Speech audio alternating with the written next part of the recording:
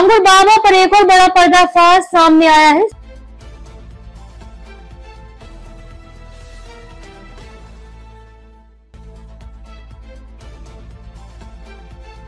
सूत्रों के मुताबिक बाबा न केवल धार्मिक गतिविधियों में लिप्त था, बल्कि वह अब राजनीति में भी कदम रखने की तैयारी कर रहा था।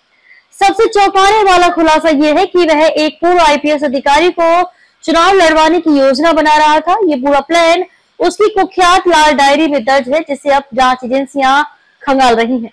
इस डायरी को लेकर पहले भी कई तरह की अटकलें सामने आती रही हैं, लेकिन अब जांच में जो बातें सामने आ रही हैं वो बेहद चौंकाने वाली हैं।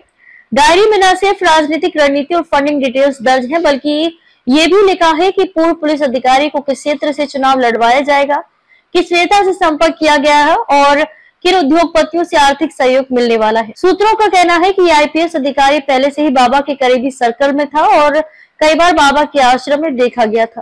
बाबा की योजना थी कि वे अपने प्रभाव और संपर्कों का इस्तेमाल कर इस अधिकारी को राजनीतिक चेहरा बनाए और भविष्य में सत्ता पर सीधा असर डाले। जांच एजेंसियों को शक है कि ये पूरी साजिश न सिर्फ धार्मिक प्रभाव बल्कि राजनीतिक नियंत्रण और आर्थिक लाभ के लिए रची जा रही है। डायरी में कई नेताओं, अफसरों और बिल्डरों के नाम दर्ज हैं। कुछ को कोडवर्ड में लिखा गया है, जबकि कुछ के नाम सीधे तौर पर दर्ज। लाल डायरी में कई पन्नों पर चुनावी रणनीति, प्रचार का खाका, खर्च का हिसाब और संभावित गठबंधन तक का जिक्र है।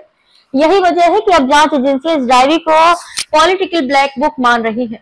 विशेष बात यह है कि डायरी में दर्ज कई नाम वर्तमान राजनीतिक हलचलों से भी मेल खाते हैं, यानी कि यह केवल एक साधु या बाबा की डायरी नहीं, बल्कि सत्ता, संपर्क और साजिश का पूरा नेटवर्क सामने ला सकती है।